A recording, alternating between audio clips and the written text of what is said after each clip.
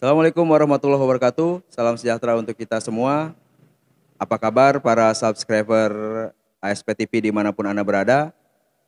Semoga pada hari ini semuanya dalam keadaan yang sehat dan segala sesuatu yang kita harapkan pada hari ini dapat berjalan dengan lancar dan diridhoi oleh Allah Subhanahu wa taala. Pada kesempatan kali ini menyambung video yang sebelumnya mengenai hukum asuransi dan asuransi, kali ini saya ingin membahas mengenai tujuan asuransi dan akibat hukum dalam kecurangan di asuransi. Untuk itu, tonton terus videonya sampai dengan selesai ya.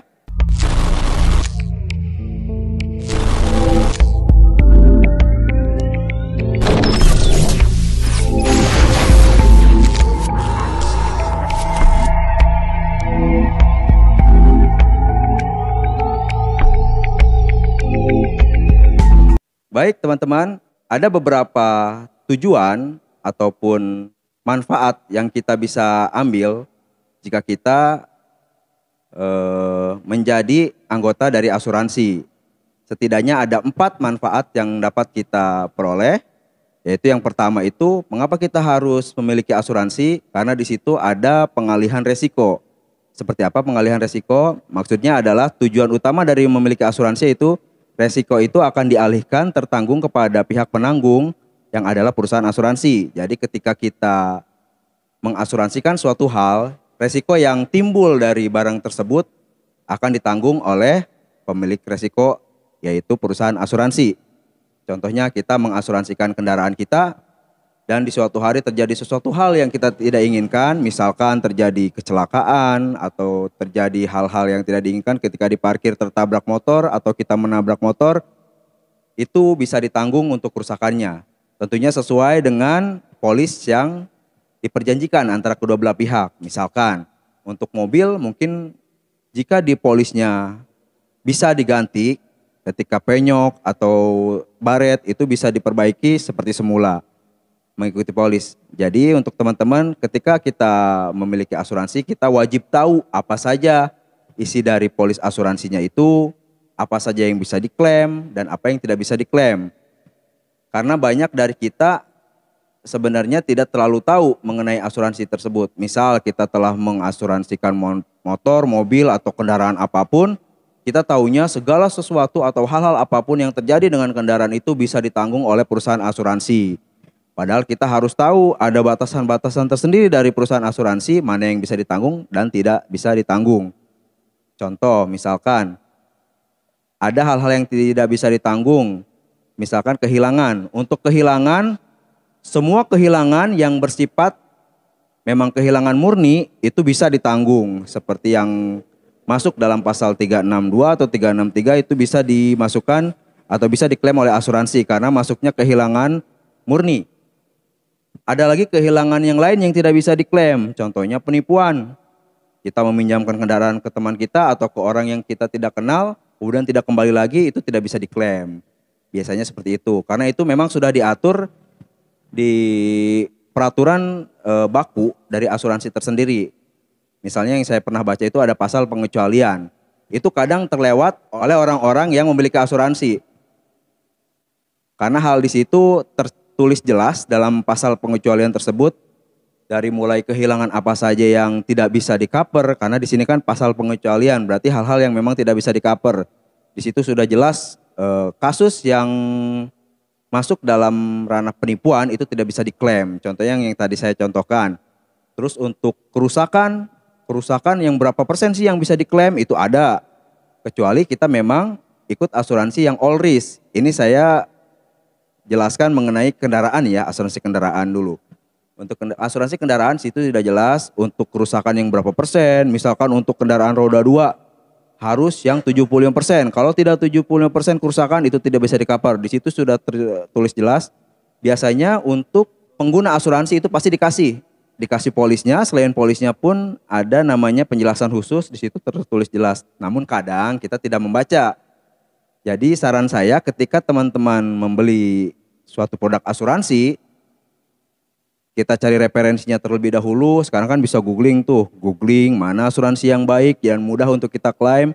Jika memang ada yang baik, Udah ada yang baik referensinya, kita tanya ke teman-teman atau rekan tetangga yang menggunakan asuransi tersebut apakah baik, karena kan bukan berarti ketika kita membeli asuransi, wah ini bagus nih manfaatnya besar, tapi kita harus lihat juga mudah atau tidaknya kita nanti klaim ketika kita memang ada kebutuhan untuk klaim. Untuk pengalihan resiko, saya lanjutkan, maksud dari asuransi memang untuk menanggung segala macam kerugian yang mungkin dialami tertanggung baik kepada dirinya sendiri maupun kepada keluarga atau ahli warisnya. Tujuan memiliki asuransi yang satu ini biasanya didasari kesadaran dan pemahaman yang baik dari tertanggung mengenai kemungkinan ancaman maupun kerugian yang akan berdampak pada keselamatan jiwa ataupun kekayaannya. Pengalihan risiko ini bisa dilakukan jika tertanggung atau pemegang polis membayar sejumlah premi. Premi tersebut akan diterima penanggung dan dialihkan sebagai manfaat kepada tertanggung jika suatu hari mengalami risiko tertentu. Sudah pasti ketika kita ikut asuransi, pasti ada premi yang harus ditanggung setiap bulannya. Yang kedua ini ganti rugi. Nah, selain itu asuransi juga memiliki tujuan sebagai ganti rugi. Jika terjadi apa-apa terhadap tertanggung, semisal tiba-tiba mengalami bahaya atau kerugian yang menimpanya. Namun bahaya dan kerugian tersebut sebenarnya jarang sekali terjadi. Lebih terjadi hanya sebagian sehingga kerugian yang ditanggung pun bukan kerugian total.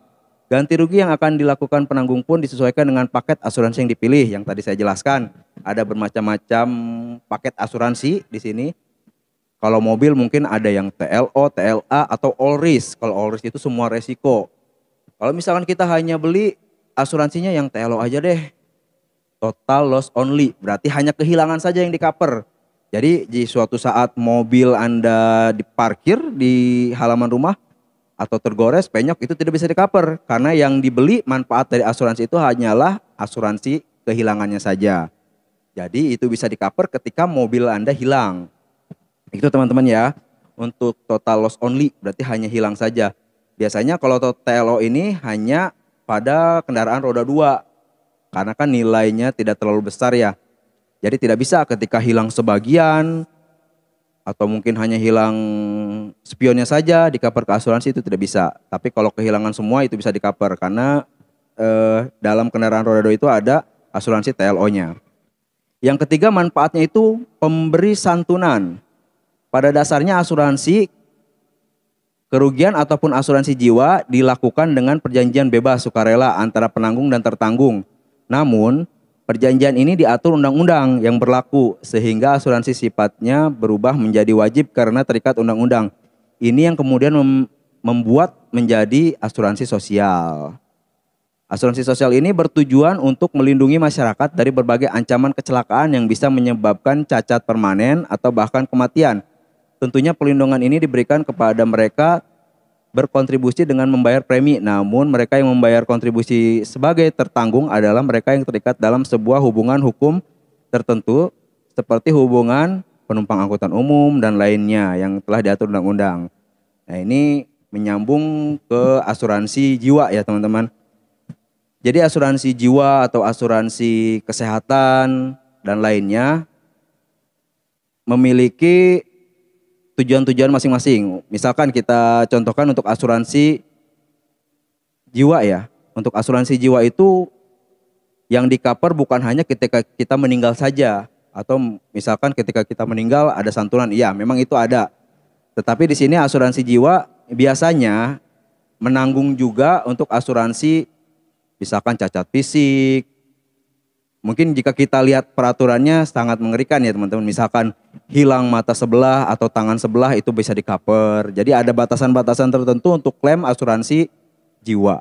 Yang terakhir di sini ada manfaatnya yaitu sebagai kesejahteraan anggota.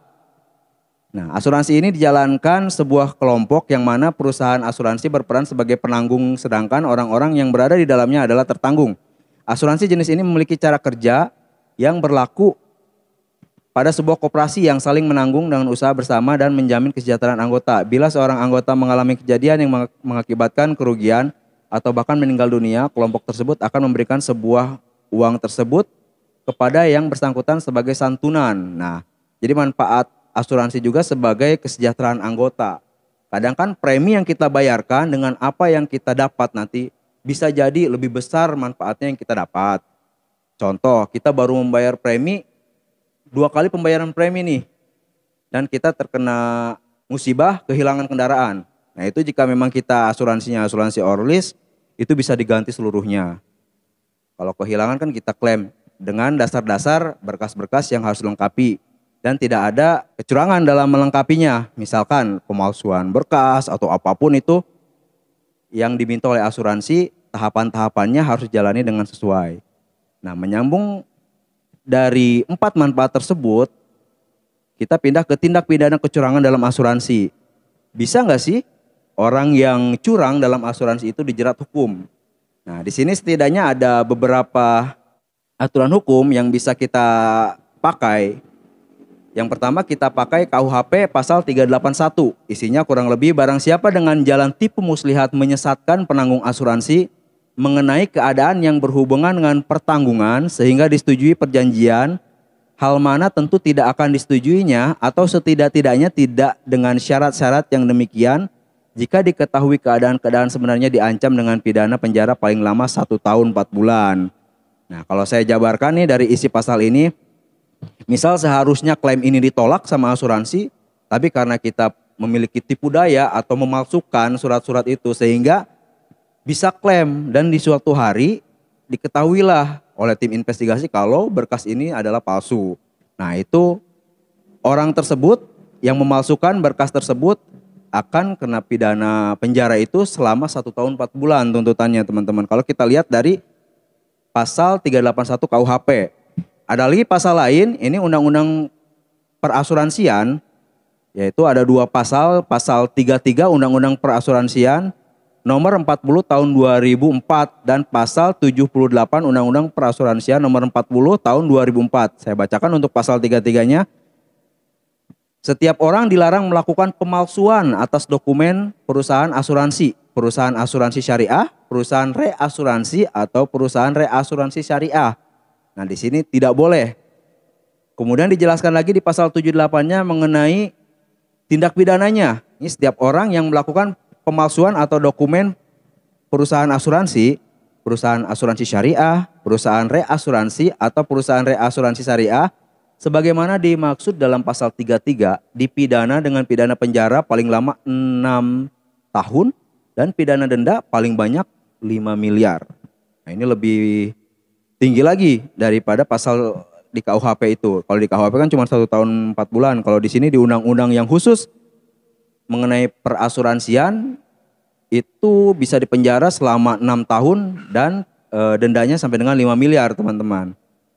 Baik, jadi hati-hati ketika memang itu tidak bisa diklaim, ya berarti kita memang harus mengikuti perjanjian yang telah kita sepakati kedua belah pihak. Karena kan di situ sudah jelas apa yang kita perjanjikan antara kita selaku pemakai manfaat asuransi dan perusahaan asuransi. Di situ sudah tertuang dalam polis apa saja yang harus dilakukan dan apa saja yang tidak harus dilakukan, apa saja yang bisa diklaim dan apa yang tidak bisa diklaim. Di situ sudah jelas. Jadi jika memang menimpa kita sesuatu hal yang tidak bisa diklaim, jangan sampai terjadi pemalsuan karena itu ancamannya lumayan jika kita terseret oleh Undang-Undang Nomor 40 Tahun 2004 mengenai perasuransian. Baik, mengenai asuransi cukup sekian yang bisa saya sampaikan. Semoga ada manfaatnya untuk saya maupun untuk teman-teman. Jangan lupa jika ada sesuatu hal yang ingin disampaikan bisa diketik di kolom komentar. Jangan lupa subscribe, like, dan tonton video ini sampai selesai. Beri kritik dan saran yang membangun untuk kami agar video selanjutnya bisa lebih baik lagi dan lebih variatif lagi. Dari saya, terima kasih. Assalamualaikum warahmatullahi wabarakatuh.